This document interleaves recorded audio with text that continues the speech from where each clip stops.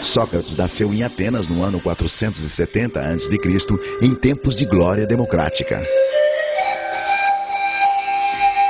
Filho de um escultor e de uma parteira, foi soldado, escultor, senador e, a partir da maturidade, filósofo.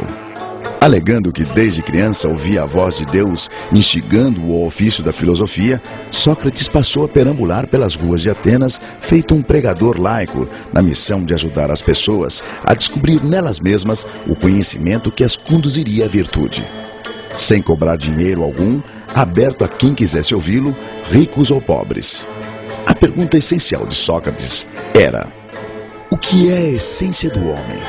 E ele respondia: o homem é a sua alma. Alma como razão, o eu consciente, a consciência intelectual e moral, o que distingue o ser humano de todos os outros seres da natureza.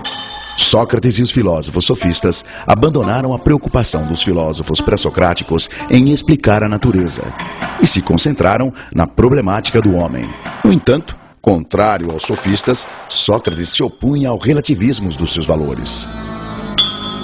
Os sofistas formavam um grupo à parte de uma espécie de retóricos de aluguel. Valendo-se da arte da argumentação, eles relativizavam a ética e a moral, defendendo o que e a quem quer que fosse, desde que bem remunerados. A eles, Platão chamou de impostores e malabaristas de argumentos. Sócrates não deixou nenhum escrito, e tudo o que se sabe de suas ideias está nos textos militares de Xenofonte, nos textos cômicos de Aristófanes e principalmente nos textos filosóficos de Platão, o seu melhor discípulo. Platão o transformou em protagonista em O Banquete, Apologia de Sócrates, Alcebíades I, Teeteto, Fédon e a República, entre outros. Sócrates acreditava que todos já nascem com o conhecimento e que cabia ao mestre realizar o parto desse conhecimento. Ele entendia que só o conhecimento que vem da alma é capaz de revelar o verdadeiro discernimento do que é justo, bom e certo. Para partejar esse conhecimento, Sócrates aplicava um método dialógico que ele chamou de maiêutica, termo do latim obstetritia horum, funções da parteira, em clara referência à sua mãe. Ele dizia que assim como sua mãe ajudava a trazer à luz a vida, o filósofo ajuda a trazer à luz a verdade. Basta usar a razão. No começo do diálogo, Sócrates se posicionava como se não soubesse de nada do assunto e dava início ao colóquio com uma pergunta ao seu ouvinte, que a respondia com seu próprio jeito de pensar. O mestre, então, fazia de conta que aceitava o seu ponto de vista. Porém, com um senso de humor que desorientava o interlocutor, a chamada ironia socrática, ele contra-argumentava e buscava convencer o ouvinte da esterilidade e contradições de suas reflexões, levando-o a admitir o seu equívoco e o seu desconhecimento. As perguntas feitas por Sócrates são próprias da chamada dialética socrática, isto é, do exercício de contrapor argumentos contrários. Basicamente, o método dialético apresenta 3 elementos: a tese, a antítese e a síntese. A tese é uma afirmação. A antítese é uma oposição a essa afirmação. Como a própria palavra diz, antitese. E no embate entre tese e antítese, surge então o terceiro elemento, a síntese, que é o resultado do raciocínio. Prevalência do intelecto sobre a opinião. O propósito desse rol de perguntas vinha da crença de Sócrates de que só existe uma maneira de conhecer a verdade: conhecendo-se a si mesmo. É famosa a sua frase, conhece-te a ti mesmo, inspirada na inscrição no oráculo de Delfos, centro sagrado de consultas aos deuses gregos. Para Sócrates, só quem conhece a si mesmo é que sabe que não sabe.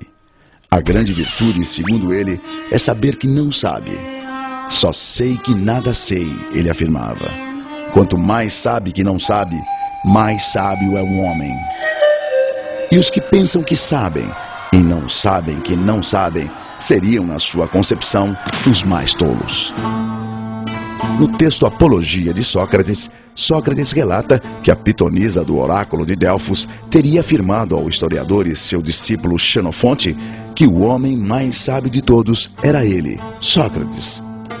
Logo eu, que justamente o que sei é que nada sei, um sábio? Então, Sócrates teria ido procurar políticos, poetas e artífices para provar que ele sim, por seus privilegiados ofícios, certamente seriam mais sábios que ele. Porém, decepcionado com sua arrogância e soberba, Sócrates confessou finalmente entender o que significava ser sábio para Delfos. Sábio é o homem capaz de perceber seus limites e imperfeições, compreender as ilusões das aparências, a efemeridade das paixões e, com a razão, controlar-se. Só assim saberá depurar seu coração e sua alma e agir com justiça e retidão. A crítica àquelas 3 categorias de cidadãos pesquisados por Sócrates resultou em ódio e vingança dos seus desafetos, culminando em sua condenação à morte por envenenamento por cicuta, promulgada por um tribunal. Seus acusadores foram Meleto pelos poetas, Anito pelos artífices e Licon pelos políticos. Eles acusavam Sócrates de 2 crimes: corromper os jovens com suas ideias subversivas e negar a existência dos deuses atenienses. Recusando-se a abrir mão de suas ideias, que o libertariam da condenação abrandada para exílio, Sócrates enfrentou a morte aos 71 anos como um ato de coerência e dignidade.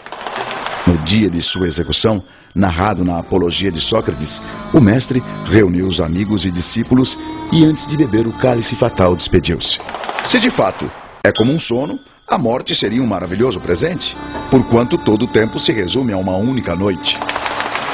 Se, ao contrário, a morte é como uma passagem deste para outro lugar e que lá se encontram todos os mortos, qual o bem que poderia existir, ó juízes, maior do que este? Mas já é hora de irmos. Eu para a morte e vós para viverdes. Quem vai para a melhor sorte, isso é segredo, exceto para Deus.